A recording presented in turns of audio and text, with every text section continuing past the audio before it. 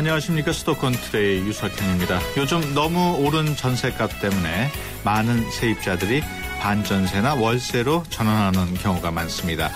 높은 전셋값과 월세 때문에 허덕이는 세입자들을 보호하기 위한 법률이 바로 어제부터 시행 중이라고 하는데요. 잠시 후에 자세히 그 내용을 알아보겠습니다. 폭염이 계속되면서 일사병과 열사병으로 고생하는 환자들이 늘어나고 있습니다. 오늘 건강상담실 시간에는 CT병원 최인 과장과 함께 일사병과 열사병 어떻게 예방할 수 있고 또 치료는 어떻게 하는지 알아봅니다. 각종 성인병을 일으키는 비만의 원인이 지방이라는 점은 다들 알고 계시죠? 오늘 운동하고 삽시다 시간에는 우리가 피해야 할 지방은 무엇이고 몸에 좋은 지방은 또 무엇인지 자세히 알아보겠습니다. 건강상담 그리고 운동상담 계속 받고 있습니다. 샵 0945로 문자 주시면 되고요. 짧은 문자 50원, 긴 문자 100원의 이용료가 있습니다. 8월 14일 수요일 수도권 투데이 시작합니다.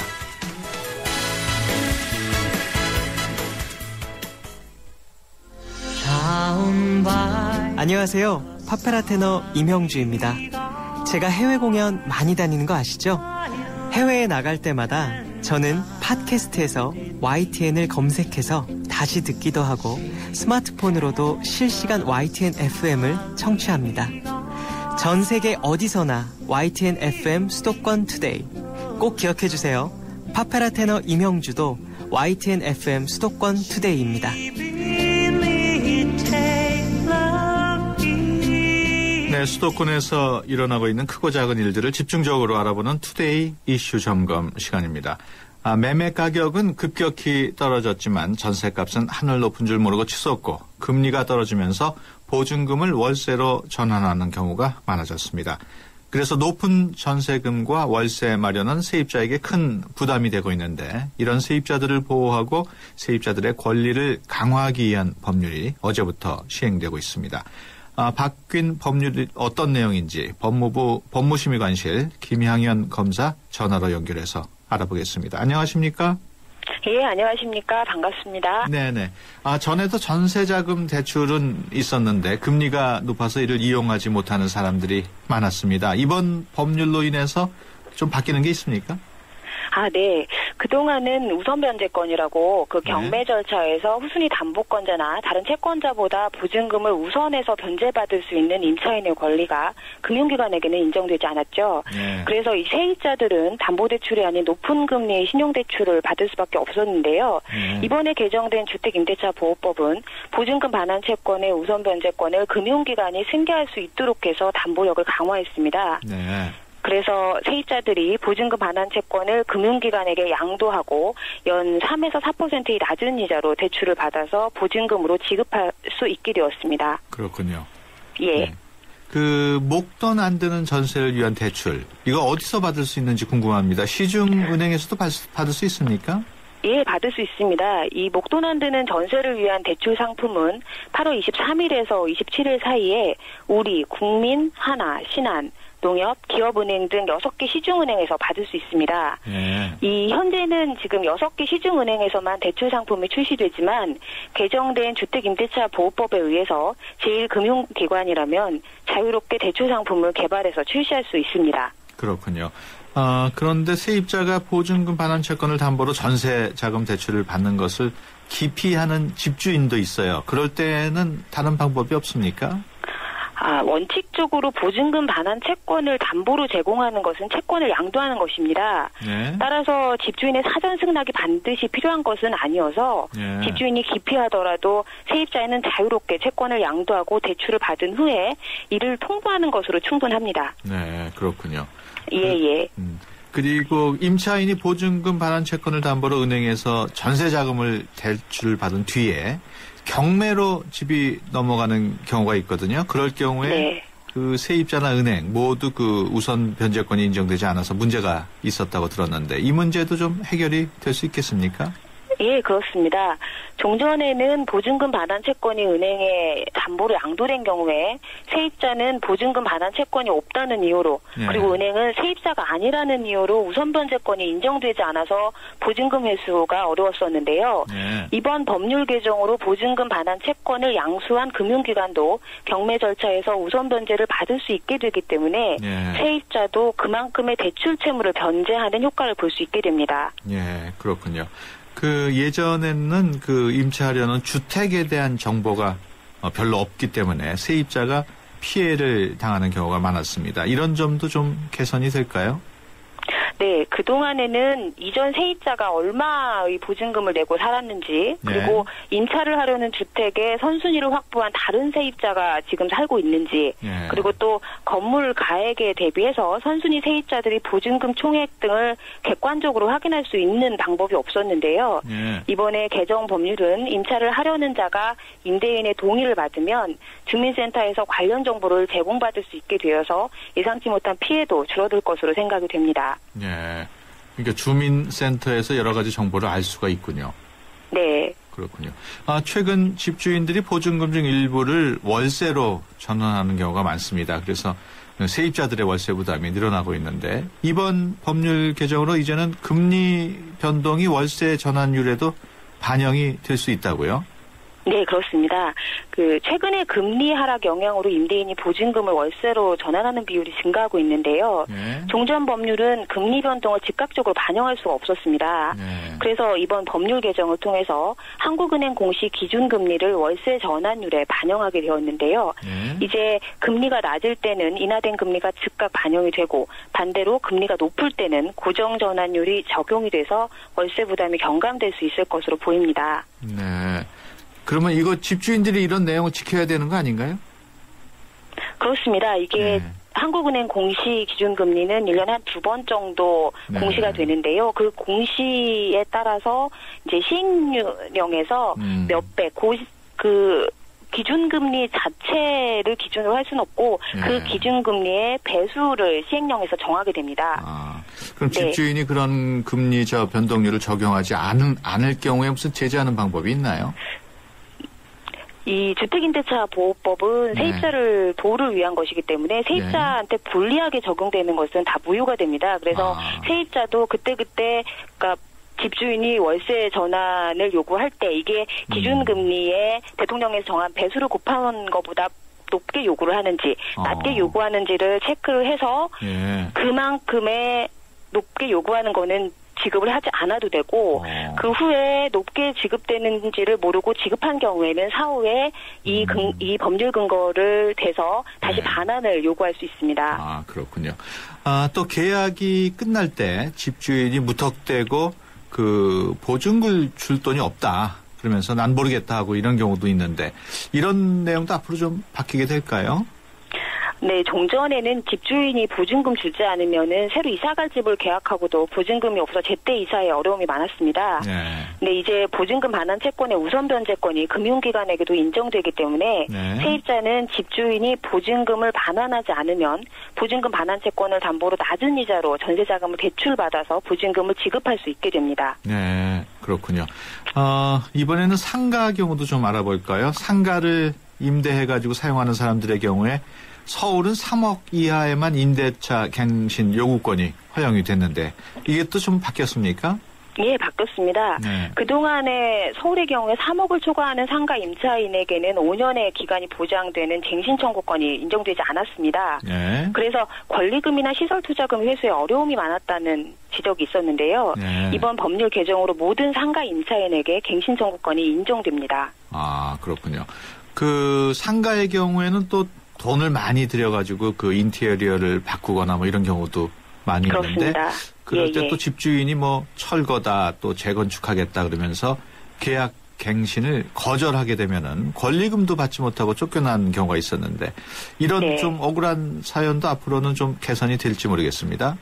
예, 이제 임대인이 마음대로 철거 재건축을 이유로 갱신을 거절할 수 없게 됩니다. 예. 종전에는 이 철거 재건축의 이유를 제한하고 있지 않아서 예. 안전사고의 우려가 없어도 그리고 계약 체결할 때 미리 재건축 계획을 고지하지 않았더라도 임대인이 마음대로 갱신을 거절할 수가 있었는데요. 예. 앞으로는 3가지로 그 갱신 거절 사유가 제한이 됩니다. 네. 처음에 계약 체결 시에 임차인에게 철거 재건축의 계획을 미리 알렸거나 네. 아니면은 건물의 노후 등으로 안전사고의 우려가 있거나 네. 아니면 다른 법령에 따라서 철거 또는 재건축이 이루어지는 경우로 제한이 되기 때문에 네. 그동안 나타났던 억울한 사연도 줄어들 것으로 보입니다. 네, 그렇군요. 그 개인과 국민주택기금을 재원으로 임대주택을 지원하는 법인으로 한정이 돼 있었는데 그것도 좀 변동이 있죠? 예, 기존에는 주택임대차보호법 대상이 개인하고 국민주택기금을 재원으로 임대주택을 지원하는 법인 이렇게 2가지 종류로 한정이 되어 있었는데요. 네. 그동안 이 중소기업이 근로자의 주거 지원을 위해서 주택을 임차해서 근로자한테 지원을 해주고 싶어도 네. 이 중소기업한테는 주택임대차보호법이 적용되지 않아서 보증금 보호에 애로가 있었거든요. 그렇군요. 그래서 이번 법률에 따라서 중소기업 기본법상 중소기업인 법인이 예. 직원용 주택을 임차하는 경우에도 예. 주택임대차보호법이 적용될 수 있게 되었습니다. 아, 그렇군요. 네, 지금까지 법무부 법무심의관실 김향연 검사였습니다. 오늘 말씀 고맙습니다.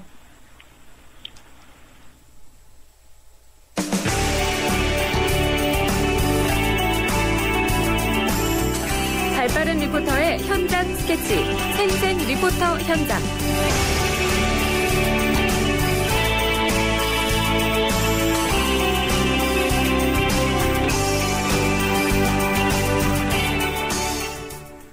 네, 수도권의 다양한 소식들을 만나보는 생생 리포터 현장입니다. 오늘 박설희 리포터와 함께합니다. 안녕하십니까? 예, 안녕하세요. 네, 오늘은 어떤 소식 전해주나요? 예, 내일이 8.15 광복절인데요. 네. 광복절 기념해서 서울 역사박물관에서 열리고 있는 전시회를 소개해드리려고 합니다. 네. 독립운동하면 생각나는 분들도 생각나는 사건이 많은데요.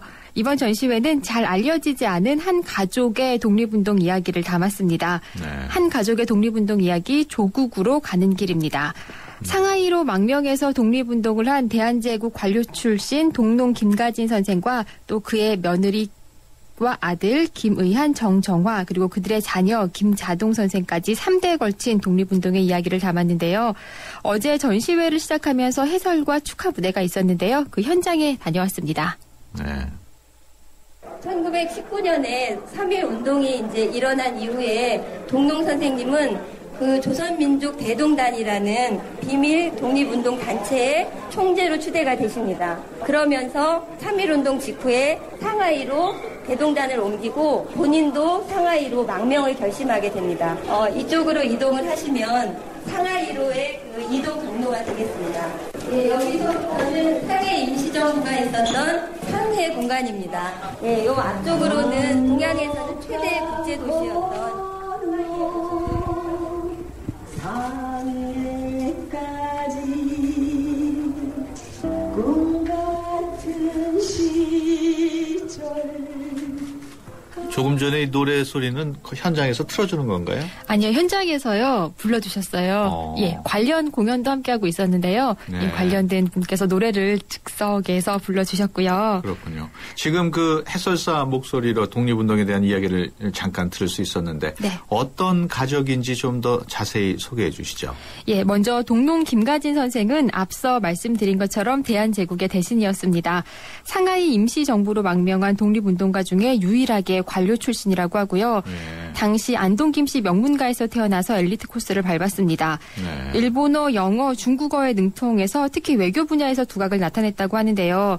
오랜 외교 생활로 선진 문물을 일찍 받아들였기 때문에 이 가보개혁의 주체 세력으로 참여하기도 했고요. 네. 이렇게 조선의 개화를 이끌다가 일제 침략이 본격화되고 1919년 비밀 결사단체인 대동단의 총재직을 맡으면서 본격적인 독립운동을 시작했습니다. 네. 그리고 74세의 나이로 1919년에 상하이로 망명해서 임시정부와 연계 속에 대동단 활동을 계속 이어갔습니다. 그렇군요.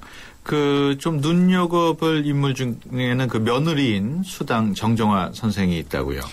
예, 이 며느리는 시아버님을 너무 연루했기 때문에 이 시아버지를 봉양하고자 같이 이제 상하이로 갔는데요. 예. 그때 나이가 20살이었다고 합니다. 임시정부에서도 안살림꾼 역할을 했고요. 시아버지뿐 아니라 당시 가족 없이 홀로 활동을 하던 김구 선생이라든지 많은 독립운동가들의 생활을 돌보기도 했다고 하고요. 네. 독립자금을 구하기 위해서 상하이와 이렇게 국내를 오가면서 목숨을 걸고 또 독립자금을 모으기도 했습니다. 네. 이렇게 전시회는 한 가족의 이야기와 그 가족이 남긴 유품들 그리고 그 밖에 관련된 독립운동가들의 이야기를 담았는데요.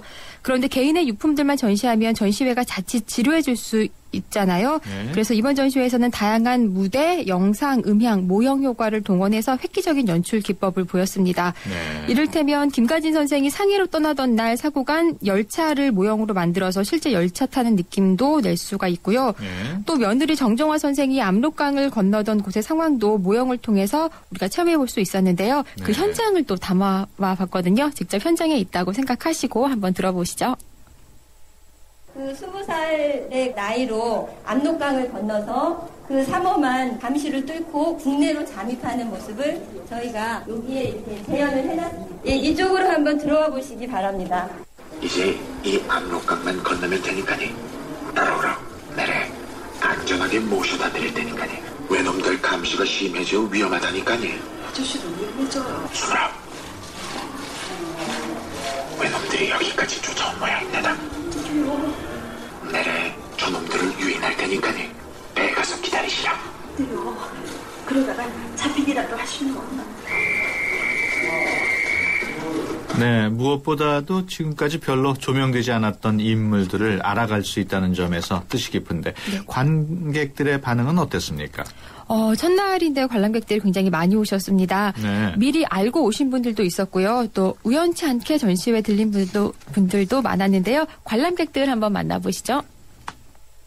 오늘 좀 너무 뜻깊은 걸 갖다 오늘 봤습니다. 정말로 어려운 그 과정 속에서도 오로지 우리나라의 그 독립을 위해서 몸과 마음을 바쳤다는 거. 그리고 한 명이 아니잖아요. 손자까지 합하면 3대가 되겠죠. 그것이 저한테 많은 감동을 주었습니다. 독립투사들의 유적이라든가 유물이라든가 이런 것이 서울시내 한복판에 그것도 이렇게 크게 전시가 돼서 뜻깊은 전시가 아닌가 생각을 하고 인상 깊었던 것은 여기에 며느님 어린 나이에로 넘어갔다는 거가 제가 만약에 그 나이였다면은 그렇게 할 수 있었을까 생각해 봤을 때 정말 대단하다라는 생각이 들고 학교에서 독립운동에 대해서 배웠는데 책에서 배울 때는 그냥 공부하는 겸 지나가는 것 같았었는데 와서 보니까 두고두고 기억에 남을 것 같아요. 또 서울 역사박물관 처음 와봤는데요. 마침 오늘 이 전시회를 시작해가지고 아이들한테 이렇게 자신들의 정체성을 찾게 해주고 그리고 자신들의 뿌리가 어떻게 해서 어떤 사람들에서 귀하게 지켜졌는지를 아이들이 발견했으면 하는 마음이 오게 됐습니다. 네, 전시회 제목이 조국으로 가는 길 이렇게 되어 있는데 이들 가족은 결국 조국으로 돌아왔습니까? 예, 상하이에서 활동한 이들 가족 중에 김가진 선생은 1922년에 별세하셨습니다. 77세 나이로 별세하셨고요. 해방 후 아들 가족만이 조국으로 오게 되는데요. 네. 이 길도 순탄치는 못했습니다. 상하이 임시정부가 1930년대 이후는 일제의 극심한 탄압을 받게 되면서 이 가족은 중국을 떠돌면서 피난 생활을 하다가 1946년에 귀국을 했다고 하는데요. 네. 하지만 대부분의 독립운동 후손들이 그렇듯이 이 해방된 조국에서 그들을 기다리고 있었던 것은 뭐 난민 수용소였다고 하고요. 그렇게 네. 우리가 생각하는 것만큼의 대우는 받지 못한 것 같습니다. 그렇군요. 관람객들 중에 김가진 선생의 자손과 또 그 밖에 독립운동가들의 후손이 또 함께 했거든요. 네. 그중에 특별한 두 분의 이야기 들어봤습니다. 내가 안동김 씨인데 이제 집안으로 따지면 이제 우리 할아버지란 말이에요. 그래서 오늘 참석을 했어요. 아, 감명 깊죠. 우리 때 어른들이 말이지 일가가 이런 일을 했다는 게 감회가 깊어.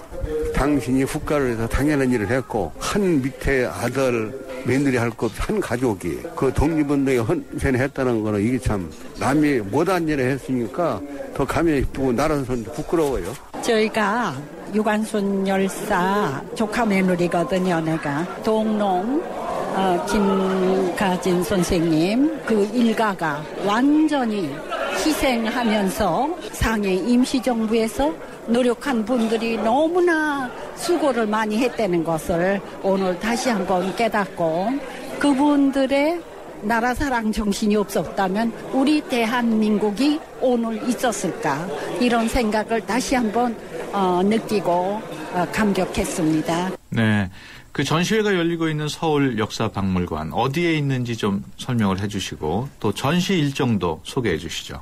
예, 서울 역사박물관은 서울 광화문 부근에 있습니다. 대중교통 이용하실 때는 5호선 광화문역을 이용하시면 가장 가깝고요. 네. 전시회는 앞으로 광복절 지나서 10월 3일까지 이어지니까요. 한번 찾아가 보시는 거 좋겠습니다. 그리고 이 전시회뿐만 아니라 상시 전시회가 열리고 있고요. 또 이번 전시회와 연계해서 독립운동과 초상전도 함께 열리고 있으니까요. 가시면은 볼거리가 굉장히 풍성할 것 같습니다. 네. 이제 광복절인데요. 뜻깊은 전시회로 다시 한번 그 의미를 기려보면 좋겠습니다. 네. 그 광화문역에서 내리면 어느 쪽으로 가야 돼요? 광화문에서 이 서대문 방면이에요. 아, 예. 그렇군요. 예, 그래서 광화문역에서 가까운 버스 정거장에서 한 정거장 정도 걸리는데요. 걷기에는 너무 더운 날만 아니라면 적당하실 것 같습니다. 네. 그 전시회도 뭐 딴 전시회도 있습니까? 예, 항상 뭐 서울 역사를 담고 있는 역사 상시 전시회를 하고 있어서요. 네. 뭐 서울의 역사도 한눈에 볼 수 있고요. 한강의 변천사라든지 서울과 관련된 많은 것들 볼 수 있으니까요. 네. 예, 찾아가 보시면 좋을 것 같습니다. 네, 지금까지 박설희 리포터였습니다. 오늘 말씀 고맙습니다. 예, 감사합니다. 1층 없는 2층은 없고 철길 없는 기차 없으며 스승 없인 제자도 없습니다. 세상은 저마다의 베이스가 있습니다. 세상의 베이스가 되다. 포스코. 네, 수도권 투데이 1부 여기서 마칩니다. 잠시 뒤 2부에서 뵙겠습니다. 시대와 장소, 남녀노소, 나이에 관계없이 모두의 감각을 깨우는 가치가 있다면 그것은 바로 아름다움, 미, 뷰티입니다. 경기도가 2013 대한민국 뷰티 박람회로 오는 9월 12일부터 15일까지 일산 킨텍스에서 여러분을 찾아갑니다.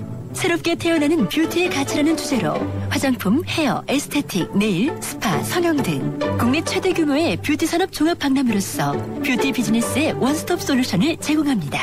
당신을 위한, 당신에 의한 뷰티, K-뷰티의 새로운 가치를 발견하는 대한민국 뷰티 박람회에 여러분을 초대합니다. 검색창에 뷰티 박람회. 안녕하세요. 가수 인순입니다. 저는 외국에 있는 딸과 자주 전화로 안부를 묻곤 하는데요. 아무래도 외국에 있다 보면 가장 궁금한 게 우리나라 소식인 것 같아요. 신속한 뉴스와 다양한 정보, 그리고 우리가 살아가는 이야기까지 YTN 라디오의 주파수를 맞춰보세요. 이제는 미국 LA에서도 100.3 HD2로 YTN 뉴스 FM을 들을 수 있다고 하니 더 기대가 됩니다. FM 94.5 YTN 뉴스 FM 많이 사랑해주세요.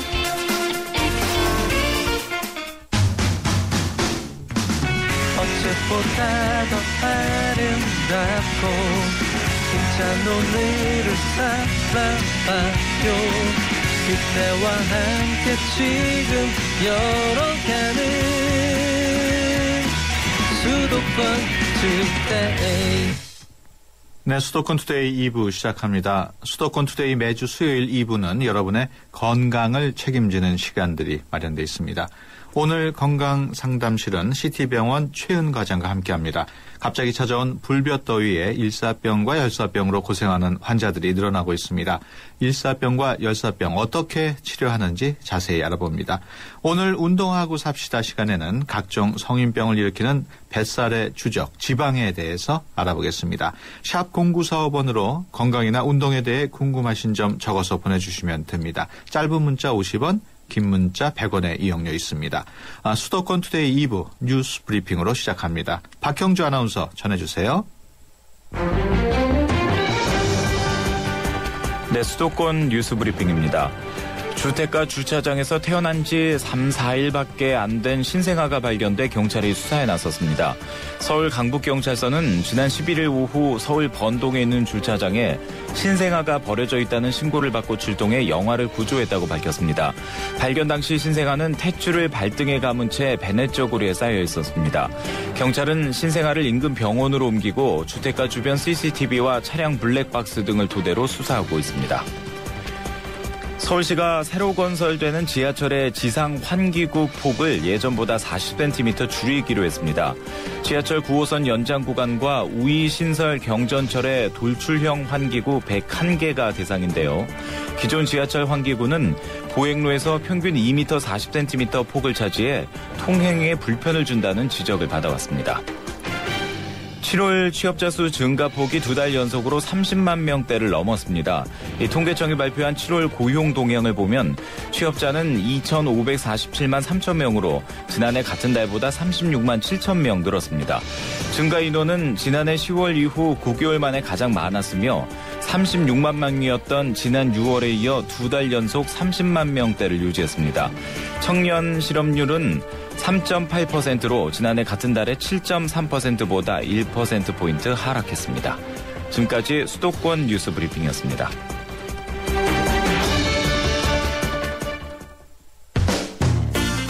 여러분의 건강지수는 얼마나 되나요? 건강에 관한 모든 궁금증을 풀어드리는 건강상담실.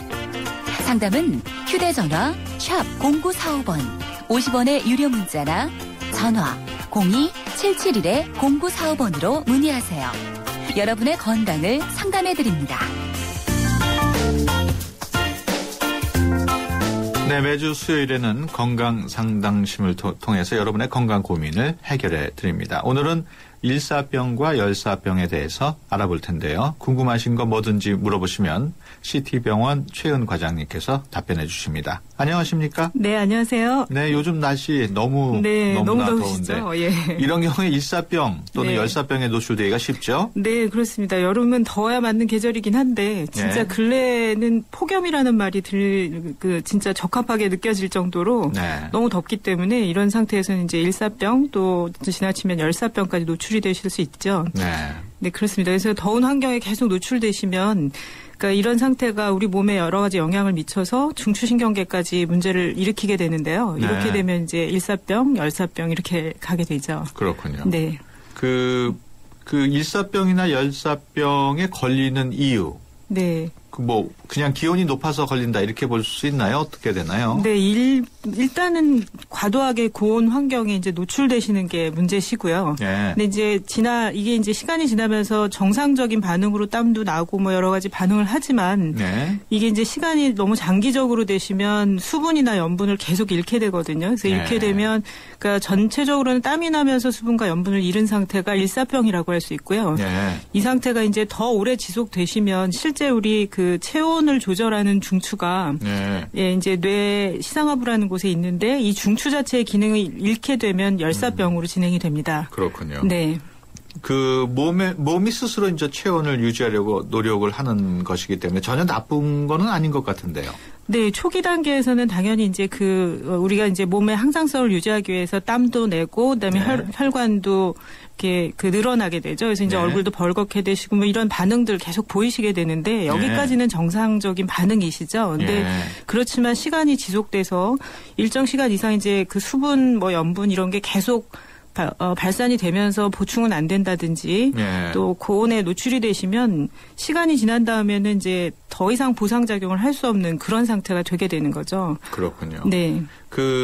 일사병 많이 들어봤습니다만은 어떤 증상을 보이는지는 잘 모르는 분들이 많거든요. 네. 어떤 증상이 나타나나요? 사실 증상들이 굉장히 애매하게 이제 시작이 되시기 때문에 그러니까 병적인 단계라는 것을 이제 인지하시지 못하는 경우도 많이 있으시고요. 일사병은 아까 말씀드렸듯이 이제 그러니까 수분과 염분이 부족한 상태가 되시기 때문에 처음 시작은 되게 어지럽고 약간 속이 메스꺼리신다. 그리고 머리가 좀 아프시다. 전체적으로 힘이 없고 여기저기 온몸이 그냥 무기력하게 느껴진다. 이런 데서 시작이 되시거든요. 이렇게 되시고 이제 혈압이나 어떤 맥박이라든지 호흡 같은 것들이 변화가 좀 오실 수 있고요. 이런 상태에서 지나서 이제 정말 열사병까지 가셨다. 이렇게 되면 실제로는 이런 전조 증상들 아까 말씀드린 이런 증상들이 다 나타나시면서 심하시면 근육이 이제 떨리신다든지 균형을 못 잡고 쓰러지신다든지 아주 심해지시면 사실은 의식 혼탁이 오실 수 있죠. 그래서 헛소리를 하신다든지 의식이 소실이 되신다든지 이런 상태까지 아주 심하게 가실 수도 있습니다. 그렇군요. 왜 이렇게 땡볕에 오래 서 있으면은 네. 쓰러지는 친구들도 있잖아요. 네, 그렇죠. 그런 경우도 일사병이라고 볼 수 있나요? 근데 약간 다르긴 한데요. 그게 이제 그 일사병과 열사병 이외에도 열실신이라는 상태처럼, 그러니까 전체적으로 혈관이 늘어나기 때문에 중추신경으로 혈류가 약간 모자라면서 실신을 잠깐 하는 그런 상태가 올 수도 있습니다. 근데 그런 것들은 거의 이제 같은 경과를 비슷하게 가는 것들이죠. 예. 그 증상을 쭉 설명을 해 주셨는데 네. 그 진단은 어떻게 이루어집니까? 진단은 실질적으로는 그 고온 환경에 노출되신 그 병력이 제일 중요하신 거고요. 거기에다가 임상적으로 이제 나타나는 여러 가지 증상들을 봐서 일사병 상태에 지금 있으신 건지 아니면 열사병까지 진행이 되셨는지 구분하셔야 되는데 그러니까 열사병은 실질적으로는 굉장히 그 심각한 상태입니다. 그래서 보통 얘기할 때 치사율 50% 이렇게 얘기할 정도로 이게 시간을 놓치시면 정말 생명을 잃을 수도 있는 그런 심각한 상태시기 때문에 일단 일사병의 경우는 그러니까 발한이 되죠. 그러니까 땀이 나는 상태로 좀 축축하게 느껴지시면서 이런 증상들이 진행되시기 때문에 그때는 일단 수분을 보충하시는 그런 상태가 가능하시지만 열사병 상태까지 되시면 온도 변화가 오기 때문에 온몸이 뜨겁게 느껴지시면서도 땀은 나지 않는 그런 상태로 진단이 됩니다. 그렇군요. 네. 그 열사병과 혼동될 수 있는 비슷한 증상을 일으키는 다른 질환도 있습니까? 네, 그러니까 일단 배제 진단이 되셔야 되는데, 그러니까 비슷하게 왜 의식이 좀 나빠지신다든지, 아니면 이제 뭐 그런 여러 가지 증상들, 뭐 속이 불편해지시고 토한다든지 이런 증상들 때문에 뇌출혈이라든지 또는 약물 때문에 영향을 받으셨거나 경련성 질환 뭐 이런 것들이 같이 좀 헷갈리게 느껴지실 수 있습니다. 그래서 이런 질환들이 아니신지는 반드시 이제 배제가 되셔야 되겠죠. 네, 그렇군요. 일사병과 열사병에 대해서 CT병원 최은 과장님과 이야기 나눠보고 있습니다. 일사병과 관련해서 궁금하신 분 있으신 분들은 짧은 문자 50원, 긴 문자 100원의 정보료 사용료가 있는 휴대폰 유료 문자 샵 0945로 문자 주시기 바랍니다. 첫 번째 문자 들어왔는데 소개를 좀 해볼까요? 8144번으로 들어왔는데 저희 딸이 어제 봉사활동을 다녀왔습니다. 몸이 좀 안 좋은 것 같은데 일사병이 아닐까 걱정이 되고 있습니다. 좀 쉬면 괜찮아지겠지 하고 내버려뒀는데 머리도 아프고 어지럽다고 해서 과연 이게 병원을 가야 할지 궁금합니다. 뭐 이런 내용이겠네요. 네. 이런 식의 이제 증상이 있으실 때 좀 걱정 많이 되시죠? 근데 첫째로는 일단 일사병의 상태셨다면 충분한 수분과 염분을 공급하신 상태에서는 그렇게 오래 걸리지 않고 회복이 되시는 걸로 되어 있거든요. 그래서 일단 땀이 난다든지 아니면 그런 맥박이라든지 이런 상태를 좀 보시고 특별히 그렇게 문제를 일으키지 않을 정도인데 머리만 약간 어지럽다 이런 상태시면 수분 공급을 잘 하시면서 좀 시간을 지켜보실 수 있고요. 그렇지만 이제 아까 말씀드린 이제 약간의 의식의 뭐 혼탁이라든지 지금 그런 상태는 아니신 것 같은데 그러니까 그런 것들이 오신다든지 땀이 전혀 나지 않으면서 체온이 굉장히 높게 느껴지시는 피부가 그러니까 아주 뜨겁게 느껴지시는 상태가 있으시다면 열사병을 의심하셔서 바로 병원에 가시는 게 좋습니다. 그렇군요. 네. 두 번째 사연입니다. 1685번인데요. 장마 끝나서 애들이 자꾸 놀러 가자고 해서 밖에 좀 나갔다 왔더니 몸이 어질어질하고 메스꺼운 게 열사병 증상 같습니다. 못 견딜 정도는 아닌데 병원을 꼭 가야 하나요? 웬만하면 집에서 치료했으면 좋겠습니다. 뭐 이런 내용입니다. 예, 일단은 열사병에 해당될 정도로 어떤 중추신경의 계통에 문제가 있거나 이러신 것 같아 보이지는 않는데요. 그러니까 첫째로는 온도를 식히시고 그다음에 수분 공급하시는 게 가장 중요하기 때문에 아이들도 가능하면 이렇게 좀 미지근하거나 좀 찬 물 정도에서 담근다든지 아니면 바깥에서 씻겨준다든지 이런 방법으로 좀 식히시고 그다음에 수분 공급을 충분히 하시면서 어지러운 증상들이 좀 좋아지시는지 보시는 게 좋겠습니다. 그렇군요. 증상 여부를 자세히 관찰하는 게 제일 중요하군요. 네, 일단 그렇습니다. 네, 지금까지 CT병원 최은 과장과 함께했습니다. 오늘 말씀 고맙습니다. 네, 감사합니다.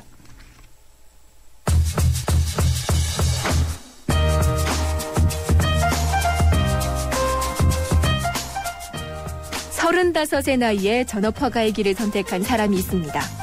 원시적 생활을 통해 존재의 근원을 집요하게 화폭에 담아낸 이 사람의 회화는 20세기 미술의 탄생에 지대한 영향을 끼쳤다는 평가를 받고 있습니다.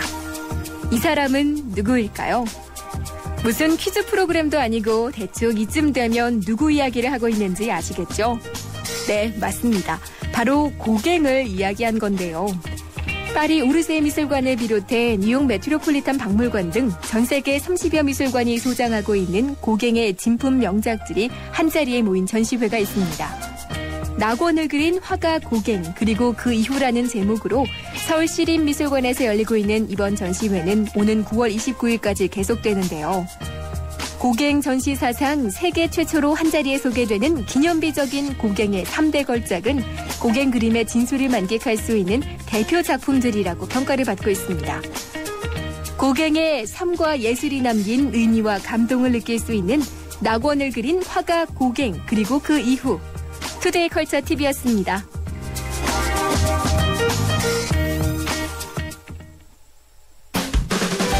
대한민국 운동 프로젝트 운동하고 삽시다.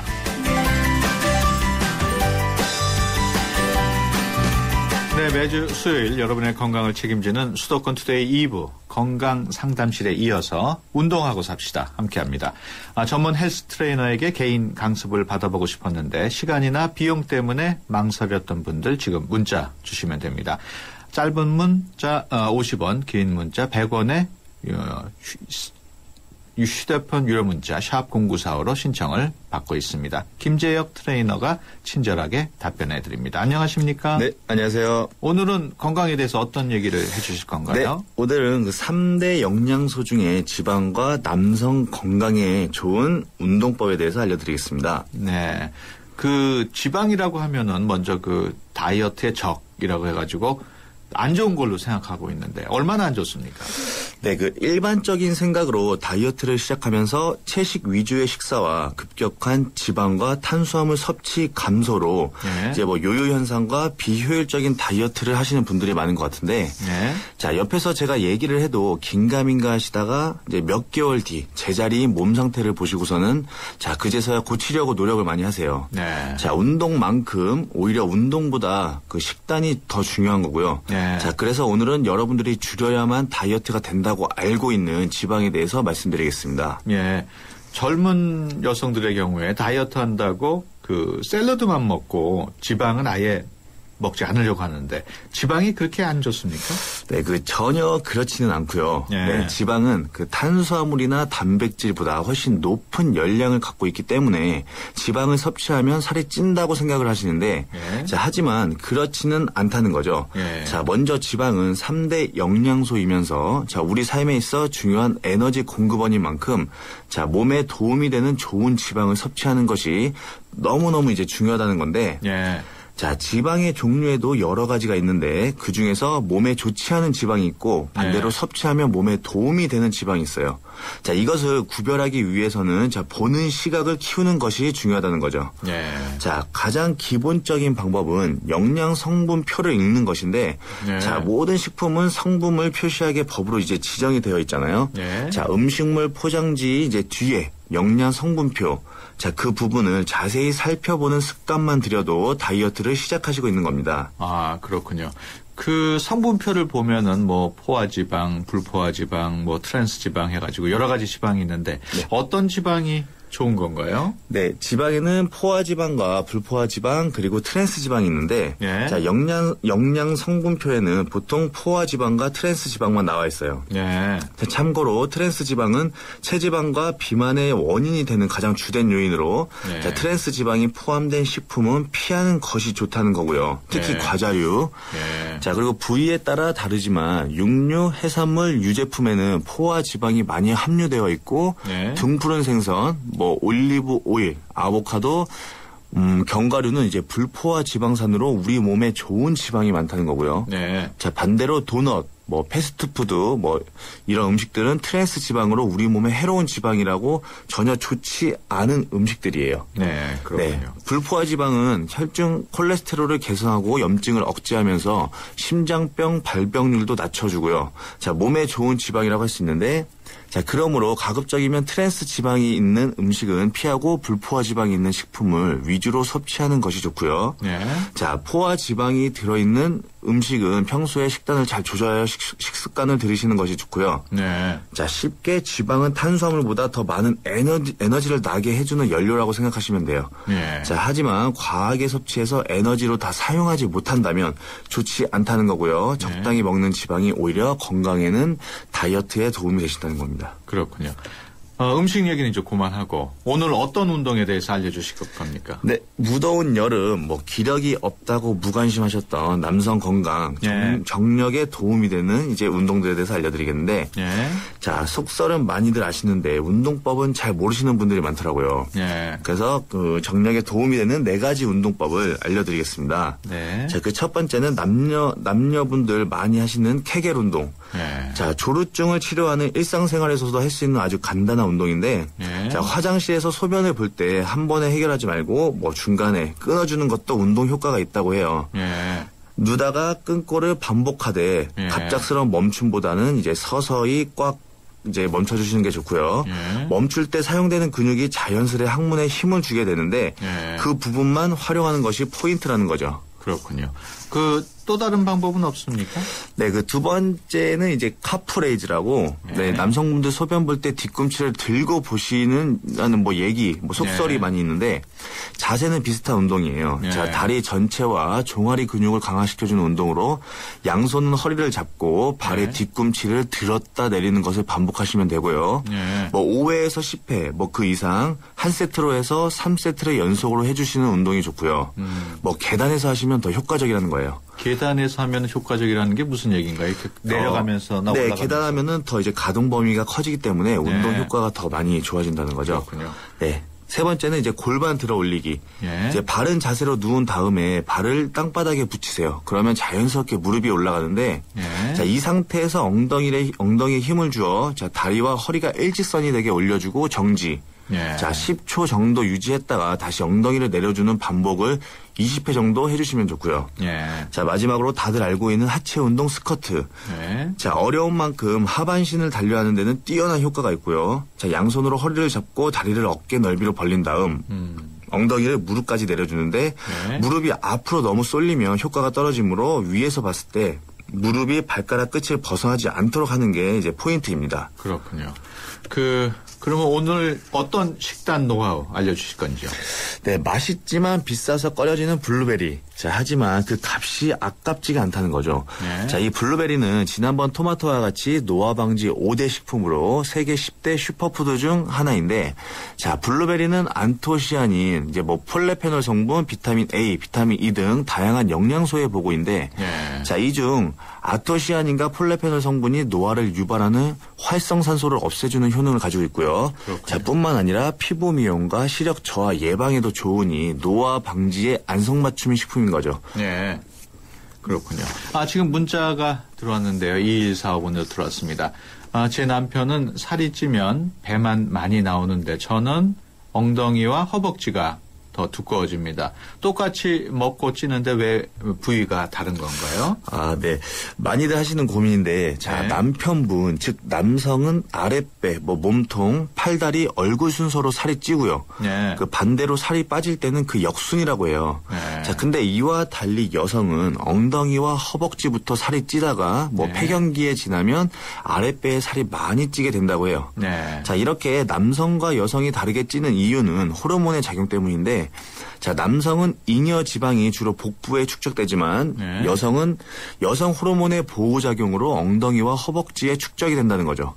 자, 하지만 여성들도 폐경기가 되어 이제 여성 호르몬이 끊기게 되면 남성처럼 복부 비만이 생겨 각종 성인병에 노출되기 쉽다고 하니, 자, 어디가 찌는지 걱정하시는 것보다 안 찌시도록 운동하시는 게 더 중요하다는 거죠. 그렇군요.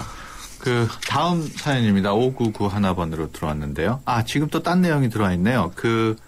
6764번으로 들어왔는데 헬스나 근력 운동 일주일에 몇 번 하는 게 적당합니까? 네, 몇 얘기입니다. 번이라고 정해지 놓는 것보다는 무리하시지 않는 선에서 내 체력이 되는 선에서 뭐 주 3회 이상을 추천을 드리지만 근데 이제 바쁘시다고 해서 뭐 월화수 이렇게 운동을 몰아서 하시는 것보다 이제 몸이 계속 운동을 하고 인지를 할 수 있도록 뭐 월수금, 뭐 화목토 이런 식으로 체계적으로 이제 주기적으로 주기적으로 해주시는 게 좋습니다. 또 3653번으로 들어온 질문이 있는데요. 젊어서 헬스로 가슴 근육을 키워놨는데 운동을 중단하니까 가슴이 여자 가슴처럼 나와 있습니다. 가슴이 들어가게 하는 방법도 있나요? 뭐 이런 질문이네요. 대부분 그러니까 좀 젊을 때 운동을 많이 하셨다가 나중에 이제 운동을 안 하시는 분들 보면 그렇게 이렇게 여성 가슴처럼 되신 분들 많은데 뭐 그렇다고 해서 뭐 특별히 방법이 있는 거 아니고 꾸준히 탄력을 가질 수 있도록 이제 주기적으로 다시 운동을 이제 해주시는 게 좋고요. 이제 칼로리 소모가 크게 이제 규칙적으로 이제 전체적인 비율이 좋게 운동을 하시는 것이 좋습니다. 네, 그럼 이런 분들은 다시 운동을 해서 근육으로 만드는 수밖에 없겠네요. 네, 그렇죠. 네, 운동하고 삽시다. 김재혁 트레이너와 함께했습니다. 오늘 말씀 고맙습니다. 네, 감사합니다. 현대증권이기에 가능한 혜택. 스마트 이블로 한 달에 한 번 스마트폰 주식 거래를 한다. 통신비를 받는다. 금융상품 거래를 한다. 평가 금액에 따라 통신비 혜택을 더 받는다. 2013년엔 쭉 모두 모아 통신비 이벤트. 자세한 내용은 홈페이지에 에이버 현대증권. 투자 손실에 유의하세요. 요정씨, 어떤 보험 드셨어요? 전 MG 새마을금고보험이죠. 짝짝짝 발짝 행복한 보험. 짝짝짝 바짝 가까운 보험. 짝짝짝 깜짝 놀라운 보험. 한국인의 행복 단짝. 메이크 굿 MG 새마을금고보험.